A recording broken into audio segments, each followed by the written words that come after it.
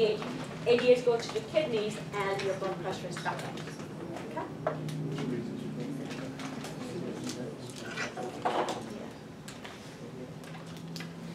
Now,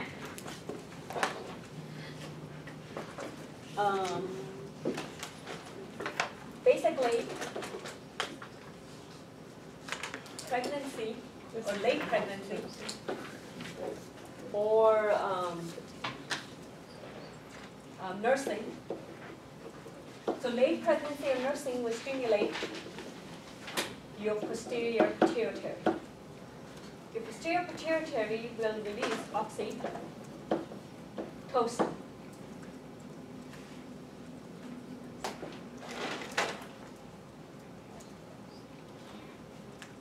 Oxytocin will go to two, basically, organs. It will go to your uterus, and it will go to the breast.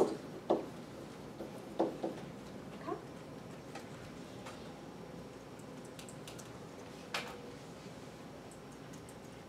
So, late pregnancy or nursing will stimulate the posterior pituitary to release oxytocin.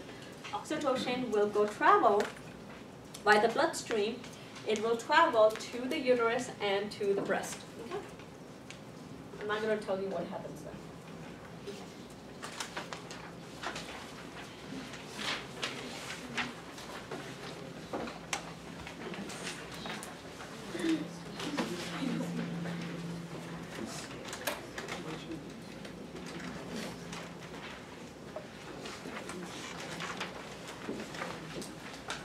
Now, basically, this is a chart. Now, we're done talking about posterior pituitary. So posterior pituitary is only responsible for two hormones, ADH and oxytocin. Now, the anterior pituitary actually secretes more hormones. So, basically, on the side, if you have a small one, it's not going to work. So you will need a big one because we have lots of stuff to write in here.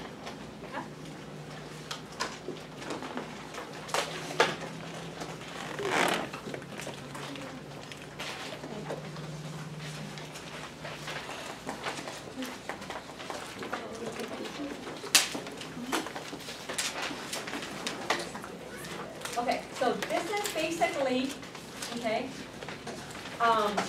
if you have a small one, okay, then basically write down what I'm writing down in a small one. If you have a big one, then make a smaller chart. Because we're going to fill in spaces. Right now I'm just idea giving you. So you have a big one, okay? Right now, don't write what I'm writing down on the big one, okay? You might want to write it on the side or make another smaller chart. Does that make sense? Okay, you understand what I'm saying? Because this whole area right here, okay, are hormones secreted by hypothalamus. Does that make sense? That whole area are hormones secreted by the hypothalamus.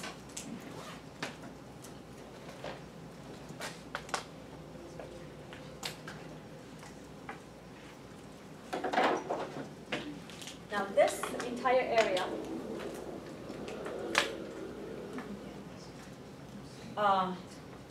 where those hormones travel to. Okay? So the hypothalamus releases hormones. Okay? Those hormones, what organ will it go travel to? Does that make sense?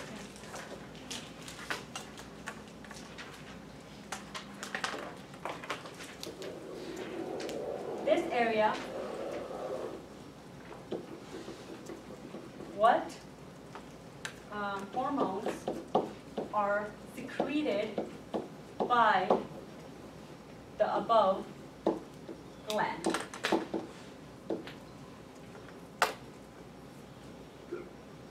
Does that make sense? So basically, hypothalamus secretes hormones. Where does that go? What organs? Those organs that secrete what hormones in turn. Okay? Now this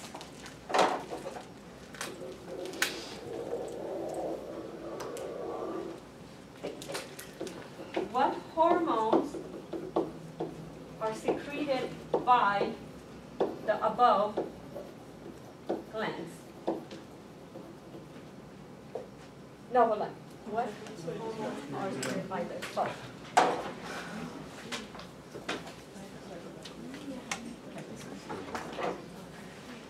The above hormones travel to specific glands. Okay? So basically, hypothalamus secreted hormones, they travel to one place. That place secreted hormones. Where would those hormones travel to? Okay? And then that gland secretes what hormones? Does that make sense? Okay?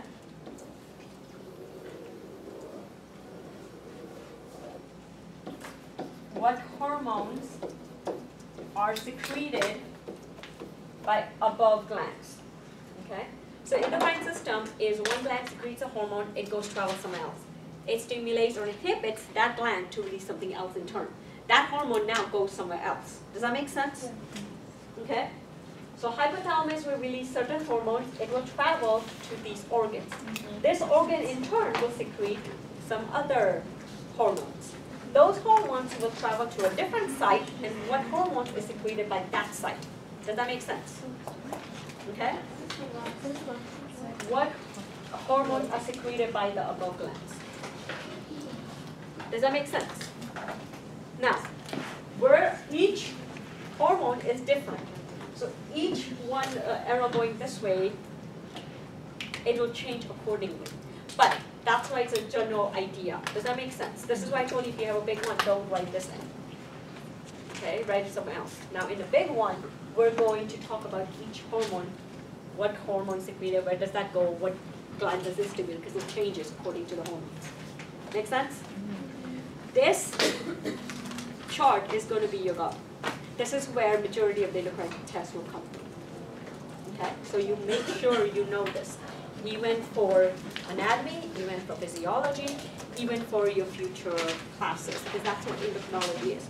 Students who work in a hospital, don't you actually look at somebody who has, let's say, thyroid problem? Aren't you looking at the blood test to see TSH, T3, T4, TRH? What is that? These are the hormones. And from there, looking at the levels of this hormone, you could tell, is a problem in the hypothalamus, is a problem in the pituitary, is a problem in the thyroid gland. Okay? This is how even your pathophysiology, this is how even your NCLEX question will be asked. It will give you basically like, okay, TSH is this. It will give you signs and symptoms of a thyroid disorder, either increase or decrease. Then it will give you levels of T3, T4, TSH, TRH, and from there you have to figure out basically what gland is dysfunctional. Why does this person have this problem? How would you treat it? Because according to which one is abnormal or not functioning, the treatment is different. From there, they could also ask you, why is this gland not functioning? There's different reasons why the hypothalamus is not working, why the thyroid gland is not working. If a person got in a car accident and after that they're not having thyroid hormones, do you think it's the thyroid gland not functioning, or do you think it's the hypothalamus or pituitary gland not working? Right? If they had a car accident and hit their head, well, those two structures are in the brain. Does that make sense? Okay? This is why when you do endocrinology, you have to understand this chart. Now, if you have me for physiology, you will do the same chart, but stuff will change in here. Okay? Because usually this last line is the function of these hormones. I'm not getting to that, so I kind of expanded the one, but everything is just one up in physiology, but that time we'll talk about it.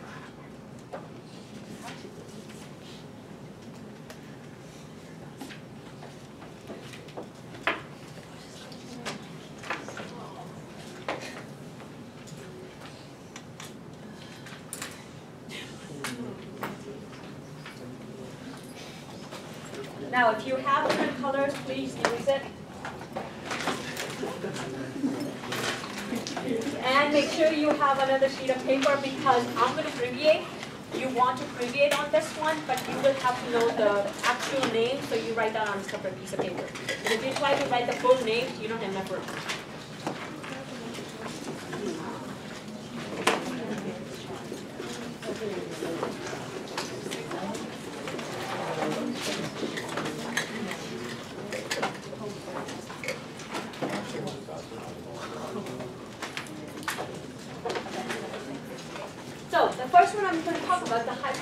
hypothalamus releases CRH. Okay? CRH stands for corticotropin releasing hormone. Okay, CRH stands for corticotropin releasing hormone. CRH.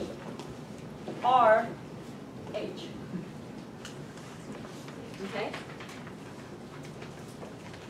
Corticotropin releasing hormone. So CRH is released by the hypothalamus.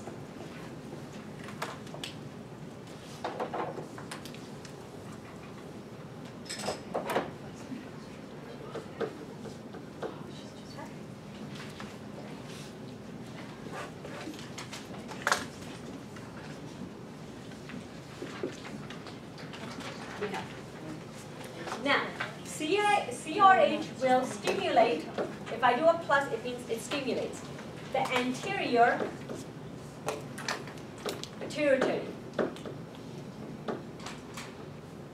CRH will travel via the blood vessels and it will have a positive effect. It will stimulate the anterior pituitary to release another hormone in turn. Anterior pituitary will release basically ACTH.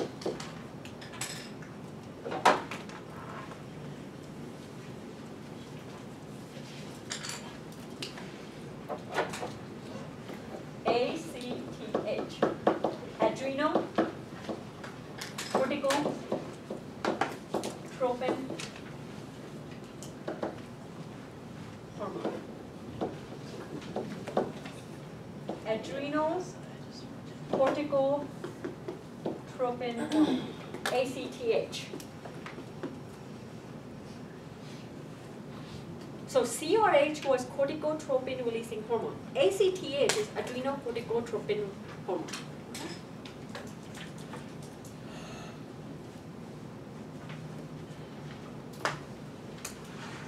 Now, ACTH will stimulate the adrenal cortex. So ACTH via blood vessels will arrive at the adrenal gland or the adrenal cortex to be more precise, and it will stimulate it. It will stimulate the adrenal cortex to release 3 hormones in turn. It's very hard to write down here. So one is cortisol, which I'm writing right here. It's cortisol. Okay? But you need to write it down here. There's 3 hormones, so 1, 2, and 3. Okay? Cortisol is one. Second one is aldosterone. And third one is sex hormone.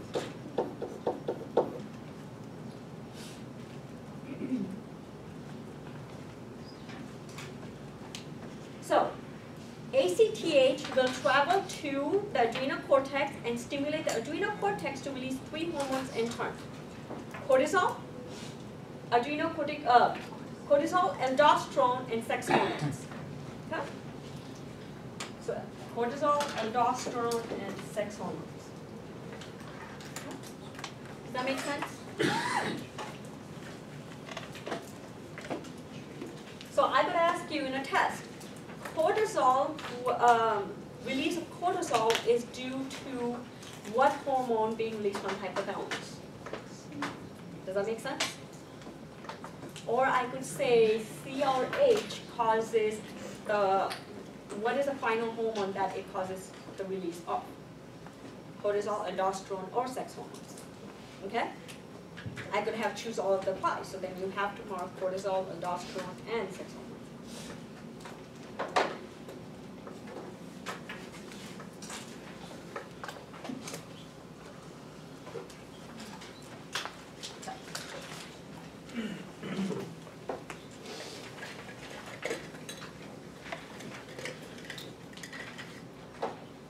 Now we're going to talk about TRH, thyroid releasing hormone.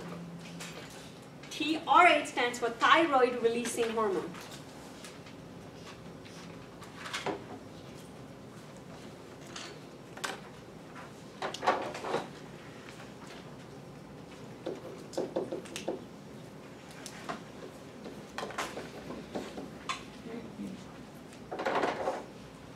TRH will stimulate the anterior pituitary.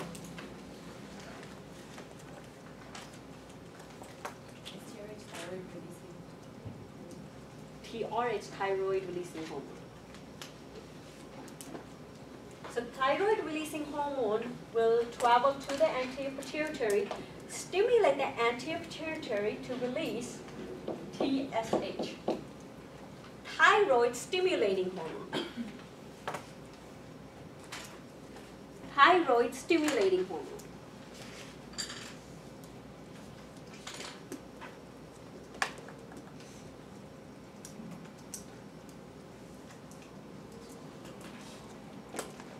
Now, TSH will travel to the thyroid gland and stimulate it. TSH will travel to the thyroid gland.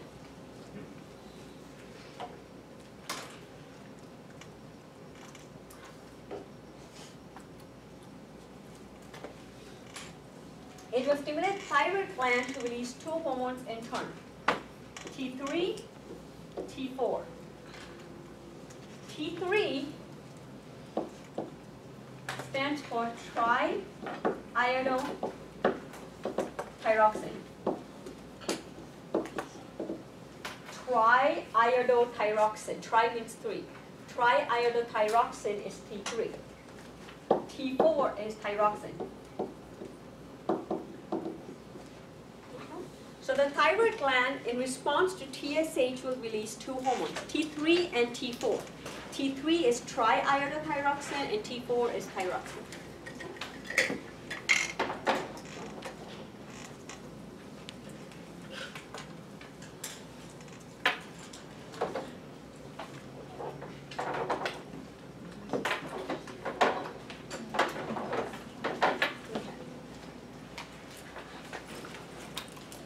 Now we're going to talk about GnRH. Hypothalamus releases a hormone called GnRH. GnRH stands for gonadotropin releasing hormone. Gonadotropin releasing hormone.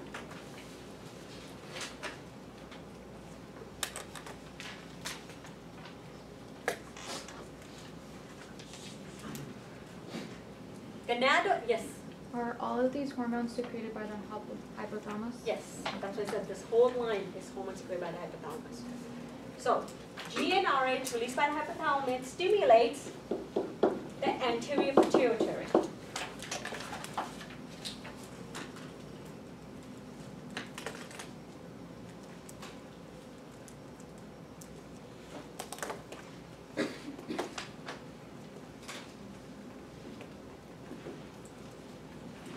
Anterior pituitary will stimulate or release, two hormones, LH and FSH.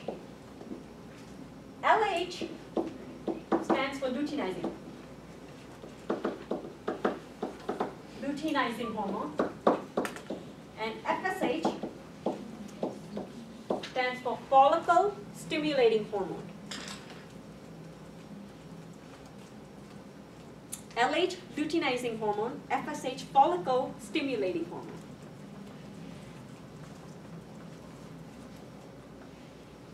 So, gonadotropin releasing hormone stimulate the anterior pituitary to release LH and FSH. LH and FSH now, once they're released, they will travel to the bloodstream and arrive at ovaries and testes. Of course, depends on what sex you are. Gonads. What does gonads mean? Okay. Ovaries and testes, right? So this is gonado. Okay. Sounds like gonads. Gonadotropin releasing hormone. gonadotropin releasing hormones stimulate the anterior pituitary to release LH and FSH. LH and FSH will travel to the ovaries or the testes depending on what sex you are. Okay?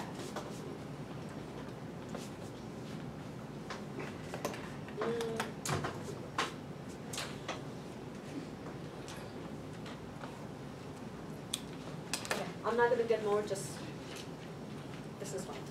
Just it stimulates sex hormone release. Okay?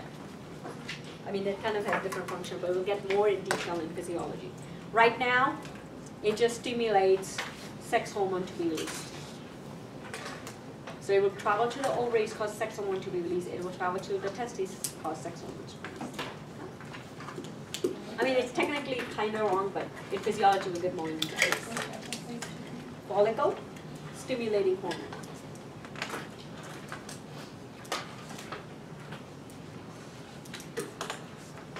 Right now, I'm summarizing this for you, and physio, you'll know it's actually more detailed. Okay? I'm not getting into it.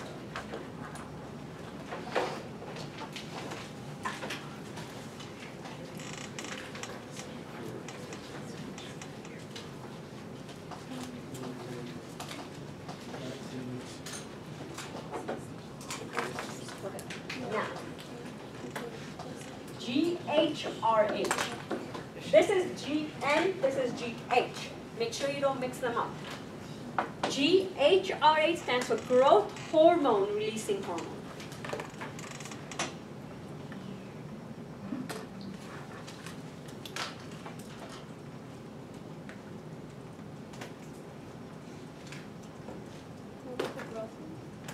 Growth hormone releasing hormone.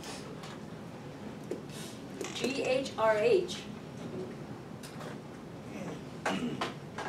is growth hormone releasing hormone.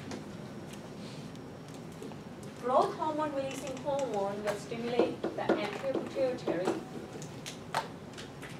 to release growth hormone.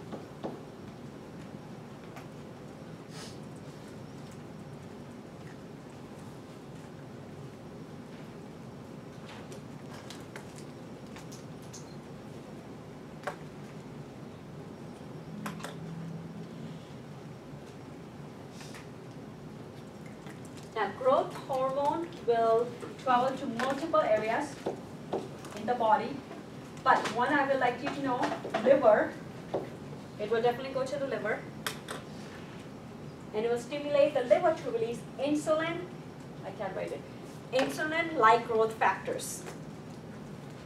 Okay, growth factor works on multiple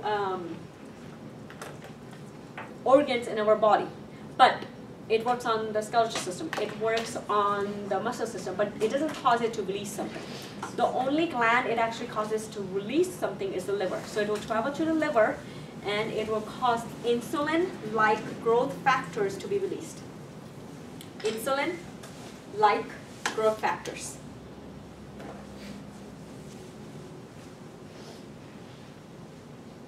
It's actually about IGFS. Insulin-like growth factors to be released, okay? See, I can, this part of the small growth doesn't. So insulin-like growth factors is released by the liver due to growth hormone. Now, do you see these four hormones, all of them stimulate the anterior pituitary to release something else in turn, right? All of this, CRH, TRH, GnRH, GHRH, all stimulate the anterior pituitary to release other hormones in turn. Okay? And those hormones travel to a different organ, and those organs release different hormones. Now, these are the final hormones which is going to do the function. These are target glands. Okay? So the adrenal cortex, the thyroid gland, the testes, ovaries, body, liver, those are the target glands. Okay? And they release target hormones